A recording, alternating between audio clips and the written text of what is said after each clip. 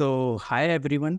आज के पॉडकास्ट का टॉपिक होने वाला है कि किस तरीके से आप ऑफ कैंपस अपॉर्चुनिटी ले सकते हो और क्या वेज है, क्योंकि बहुत सारे कॉलेज स्टूडेंट के कॉलेजेस अच्छे नहीं होते हैं, तो वो लोग को कैसे ऑफ कैंपस अपॉर्चुनिटी मिल सकती है उसके बारे में आज हम डिस्कस करने वाले हैं। तो हाय सौम्या, कैसे हो आप? First of all thank you so much Tarun and ये हमारा सेकंड पॉडकास्ट है तो thank you again for inviting me. I hope कि जो डिस्कशन हम कर रहे होंगे ये ऑडियंस के लिए अच्छा होगा। सो या सो सौम्या, सबसे पहले जैसे हम एक कैंडिडेट की बात करते हैं या स्टूडेंट की बात करते हैं तो वो कॉलेज में होता है और मेजोरिटी कॉलेज के प्लेसमेंट उतने अच्छे नहीं होते, बट सभी कॉलेज स्टूडेंट का ड्रीम होता है कि अच्छी जगह उनको प्लेसमेंट मिल पाए। तो किस तरीके से उन्हें ऑफ कैंपस प्लेसमेंट अपॉर्चुनिटी मिल सकती है और कैसे क्या वे होते हैं कि जिसके ज़रिए उन्हें करना चाहिए, किस तरीके से उन्हें अप्रोच करना चाहिए कंपनीज को? Okay okay. तो मतलब ठीक है, मैं बात कर रही होंगी कि किस तरीके से ऑफ कैंपस मतलब क्या क्या डिफरेंट वेज हैं जो जिससे आप ऑफ कैंपस अपॉर्चुनिटीज़ को अप्रोच कर सकते हो। मतलब तो पहला तरीका तो ये हो गया कि आप करियर पेज पे अप्लाई कर सकते हो किसी कंपनी की। तो मेक श्योर करना कि आप अपडेटेड रहो, मतलब कि जब भी कोई ऑफ कैंपस अपॉर्चुनिटीज़ आती है, क्योंकि वो इंपॉर्टेंट है। पता चला कोई अपॉर्चुनिटी आई बट आपको अपडेट ही नहीं है, तो इसके लिए आप क्या कर सकते हो कि लाइक लिंक्डइन पे एक्टिव रहो, ठीक है। और कुछ ऐसे टेलीग्राम पे भी ग्रुप्स होते हैं एंड यूट्यूब पे भी ऐसे काफ़ी सारे चैनल है, तो उन सब चैनल को सब्सक्राइब करके रखो, लिंक्डइन पे एक्टिव रहो, जिससे कि आपको अपॉर्चुनिटीज़ का पता लग सके। तो फर्स्ट में होता है कि आप करियर पोर्टल पे जाके अप्लाई कर दो। सेकंड होता है, क्योंकि देखो बहुत सारे लोग अप्लाई कर रहे होंगे, तो हो सकता है कि आप शॉर्टलिस्ट ना हो, मतलब शॉर्टलिस्ट होने के चांसेस कम हो जाते हैं। तो फिर आप एक बेटर अप्रोच क्या रहेगी कि आप किसी मतलब जैसे कि आप किसी भी XYZ कंपनी में अप्लाई कर रहे हो, तो रेफरल ले लो उस पर्टिकुलर जॉब रोल के लिए। तो लिंक्डइन पे आप लोगों को रीच आउट कर सकते हो and you can take the referral. और रेफरल लोगे तो डायरेक्ट पोर्टल से अप्लाई मत करना, तो रेफरल लोगे तो that person will be referring you. And तीसरा हो गया कि लाइक हमारे जो कुछ प्लेटफॉर्म्स होते हैं वहाँ से आप जाकर देख सकते हो, जैसे कि गिग्स फॉर गिग्स भी अभी जॉब अपॉर्चुनिटीज़ मेंशन करता है। इंस्टा हायर हो गया, एक हायरिस्ट हो गया जहाँ पे स्टार्टअप वगैरह की अपॉर्चुनिटीज़ रहती हैं। लिंक्डइन पे इटसेल्फ काफ़ी सारी अपॉर्चुनिटीज़ रहती है, मतलब लोग तो ऑब्वियसली पोस्ट कर रहे होते हैं ओपनिंग्स का। अदर देन दिस वहाँ पे एक जॉब्स का सेक्शन होता है, तो वहाँ पे जाके आप देख सकते हो। तो like I think these are the way जिससे आप ऑफ कैंपस अपॉर्चुनिटीज़ के लिए अप्लाई कर सकते हो। ओके, और इसमें बहुत सारे चैलेंजेस भी होते हैं, तो चैलेंजेस के बारे में अगर हम डिस्कस करें थोड़ा कि क्या क्या चैलेंजेस आ सकते हैं as a student of campus placement के टाइम या अप्रोच करते टाइम कंपनीज को? ओके, तो चैलेंज फर्स्ट ऑफ ऑल तो आई थिंक जो एक मेजर चीज़ सुनने को मिली है कि लाइक बच्चे अप्लाई तो कर रहे होते हैं बट कोई रिस्पॉन्स ही नहीं आ रहा किसी कंपनी से। तो ये देखो, इसका एक रीज़न तो ये हो सकता है क्योंकि बल्क में लोगों ने अप्लाई किया है, तो मे बी इस वजह से आपका कैंडिडेचर जो है वो कंसिडर नहीं हुआ। This can be a reason. Other thing is कि आप काफ़ी जगह अप्लाई कर रहे हो बट कहीं से रिस्पॉन्स नहीं आ रहा, तो may be something has to be changed. तो this could be your resume. तो रिज्यूमे को आपको मे बी कुछ मॉडिफिकेशन चाहिए होंगे, तो इसके लिए आप मतलब किसी सीनियर से या किसी जो पर्टिकुलर डोमेन में है, मतलब आप रीच आउट कर सकते हो कि लाइक क्या मैं इसमें इम्प्रूव कर लूँ। May be further skills add कर नहीं रहे हो या फिर फर्दर प्रोजेक्ट्स आपको कुछ ऐड करने रहे हो, ठीक है। एंड एक चैलेंज मैं ये भी मेंशन, जैसे कि मैंने रेफरल को बताया था अभी फर्स्ट क्वेश्चन में, तो रेफरल के लिए भी जैसे कि मेरे पास भी मैसेज आते हैं, आई होप कि आपके पास भी आते होंगे। तो लाइक जनरली स्टूडेंट्स क्या करते हैं, क्योंकि वो आई कम्प्लीटली अंडरस्टैंड कॉलेज में पढ़ रहे हैं सर, तो हाय हेलो करके ऐसे मैसेज डाल देते हैं या फिर like provide me referral, that's it. तो this is not the right way. मतलब अगर आप इस तरीके के मैसेज करोगे तो obviously most of the time ये इग्नोर ही हो जाएंगे।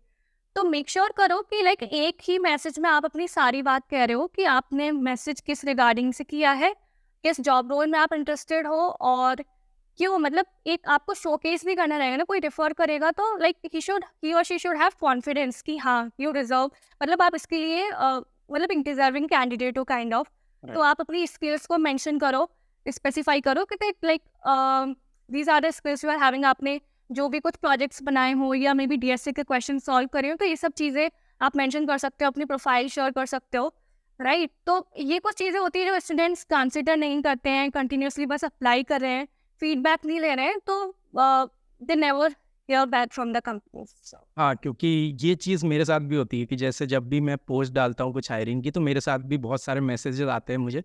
बट ये चीज़ मैंने देखी है क्योंकि आधे लोग हाफ इन्फॉर्मेशन प्रोवाइड करते हैं, तो आपको इग्नोर ही करना होता है क्योंकि आप नहीं जाओगे वो चीज़ सर्च करने कि ये बंदे के लिए कौन सी प्रोफाइल अच्छी है और उसके बाद उसको रिफ़र करो।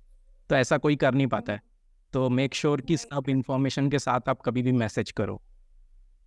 ये फर्स्ट थिंग हो गई। और दूसरी चीज़ कि बहुत सारे लोगों को रिप्लाई इसलिए भी नहीं आता है जब वो अप्लाई करते हैं ऑफ कैंपस, क्योंकि उनके रिज्यूम में वो कीवर्ड्स नहीं होते हैं जो भी वो जॉब के लिए अप्लाई कर रहे होते हैं।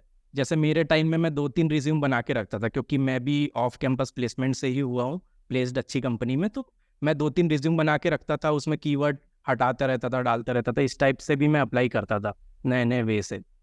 तो एक ऐसा भी आप यूज़ कर सकते हो अगर आपके काम आ रहा हो ये चीज़ तो। राइट।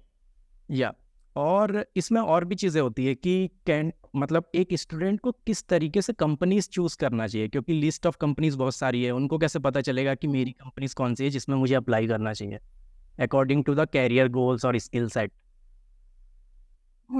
ओके, तो लाइक जैसा आपने स्पेसिफाई किया, तो फर्स्ट ऑफ ऑल लाइक ये मतलब किसी भी कैंडिडेट को पहले ये क्लैरिटी होनी चाहिए कि लाइक किस कंपनीज में किस तरीके का काम होता है। जनरली जब हम फ्रेशर, लाइक जब मैं फ्रेशर थी, आई am not sure about you, but तब आइडिया नहीं था कि service based, product based, startups ये सब। बट आई थिंक अभी अवेयरनेस है, तो मतलब इट्स अप टू यू। मतलब ठीक है कि पहले आप सर्विस बेस्ड अंडरस्टैंड कर लो कि ये किस तरीके की कंपनीज होती है, क्योंकि सबका काइंड ऑफ हायरिंग प्रोसेस भी थोड़ा डिफरेंट होता है। जैसे सर्विस बेस्ड, प्रोडक्ट बेस्ड और स्टार्टअप्स की बात कर ले तो पहले आप अंडरस्टैंड करो कि अच्छा सर्विस बेस्ड में किस तरीके का काम होता है, क्या क्या चीज़ें मतलब स्किल सीख रहे होगे, क्या क्या काम कर रहे होगे। प्रोडक्ट बेस्ड का अंडरस्टैंड कर लो, स्टार्टअप्स का अंडरस्टैंड कर लो।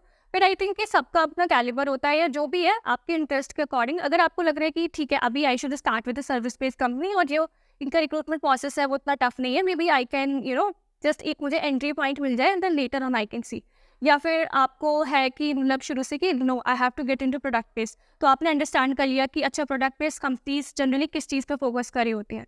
तो they are generally focusing on the DSA, and अभी तो सिस्टम डिज़ाइन में they are asking from the freshers, तो उस चीज़ पे आप वर्क कर रहे होगे। स्टार्टअप में भी जनरली DSA पूछते हैं, but I think most of the time आपके प्रोजेक्ट्स को भी देखते हैं कि आपने किस तरीके के प्रोजेक्ट्स वगैरह बनाए हुए हैं। तो थोड़ा सा यहाँ पे वर्क प्रेशर ज़्यादा हो जाता है। तो आपको अंडरस्टैंड करने की ज़रूरत है कि like in the starting of the career, like what is like what you are looking for।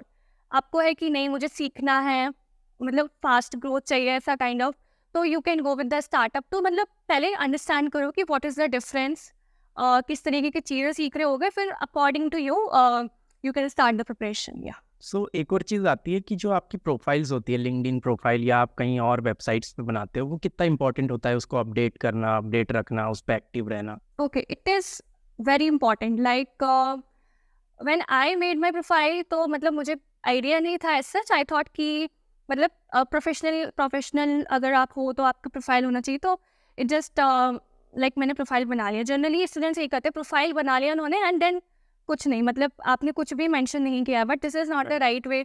आप प्रोफाइल बनाओ, प्रॉपर इसमें मेंशन करो, अपने एक इंट्रो मेंशन करो, राइट, और अपनी स्किल्स को मेंशन करो, और अगर आपके पास कुछ एक्सपीरियंस है तो वो आप मेंशन करो।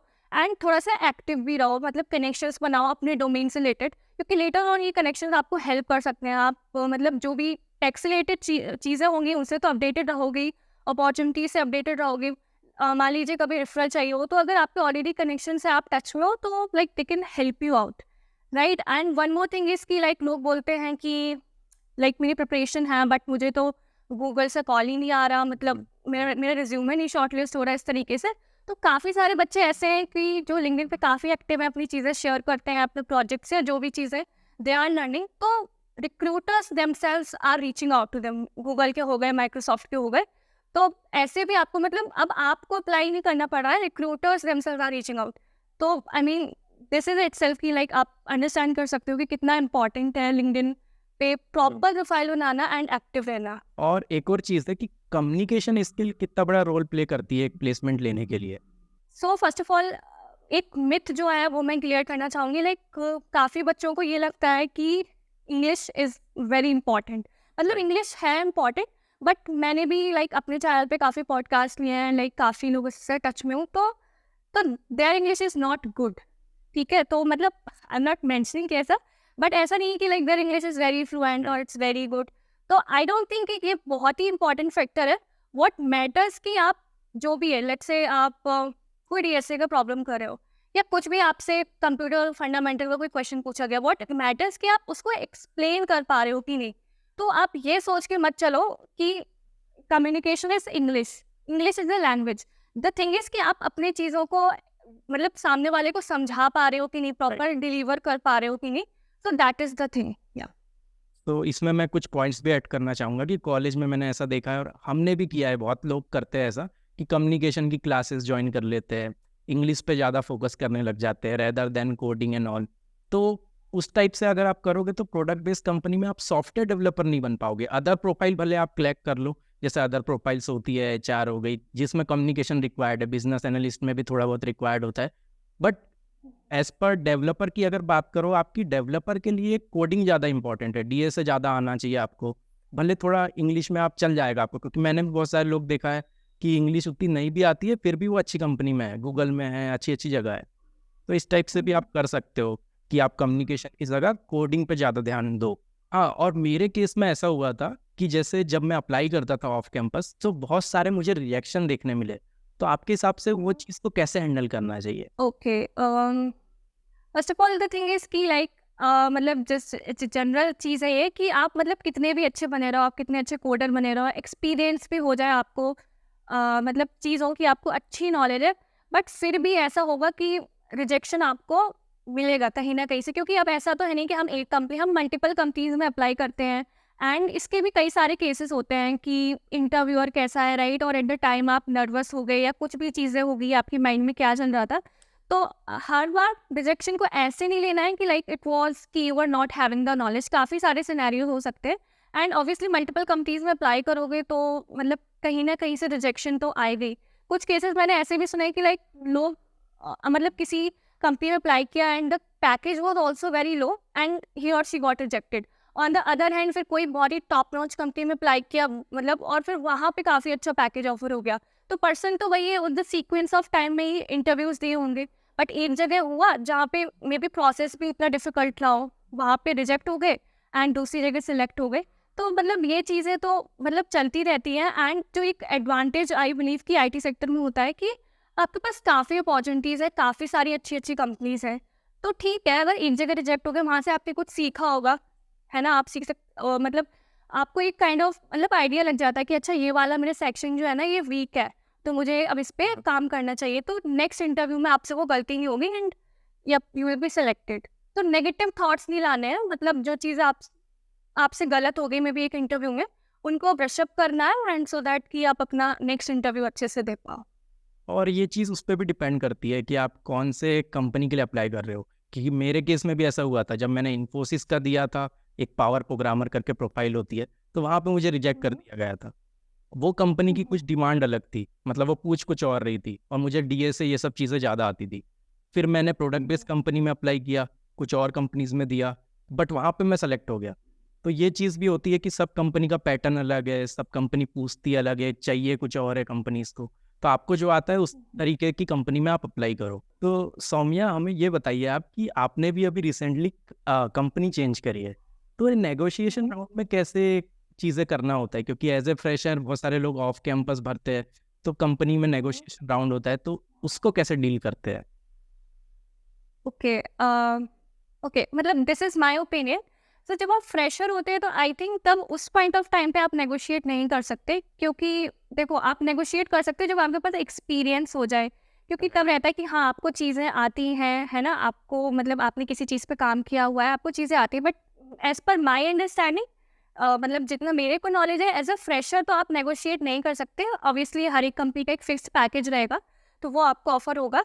दूसरी बात कर लेते हैं, जब आप एक्सपीरियंस्ड हो जाते हो तब आप कैसे नेगोशिएट कर सकते हो कि like better approach would be कि लाइक आपके पास मल्टीपल ऑफर्स हों, राइट, एंड देन फिर आप उसमें से अंडरस्टैंड करो कि कौन सी कंपनी, मतलब ऑलवेज इस ऐसा नहीं कि हमेशा बस सीटीसी देखो, सारी चीज़ें अंडरस्टैंड करो, CTC, work life balance, culture कैसा है कंपनी का, एंड देन मे बी आपको एक कोई कंपनी, लेट्स से कोई XYZ कंपनी मतलब अच्छी लग रही है और मतलब सारी चीज़ों पे, बट सीटीसी कम दे रही है, तो then you can talk with the HR professionally कि like you are having other offers and they are offering better, but somehow you मतलब जो ये प्रोफाइल ऑफर कर रहे हैं एंड यू नो कि आपने फीडबैक लिया, रिव्यू लिया है, तो ये काफ़ी अच्छा है इस कंपनी का, तो you want to join that company, but यहाँ पे एक जो गैप आ रहा है वो CTC का आ रहा है, तो if something could be done about it, तो डेफिनेटली देखो अगर आपने इंटरव्यू में अच्छा किया है तो even they don't want to lose you, right? तो वो भी कुछ इस तरीके से कोई फर्दर डिस्कशन करेंगे and somehow they try to match the offer that you are already holding.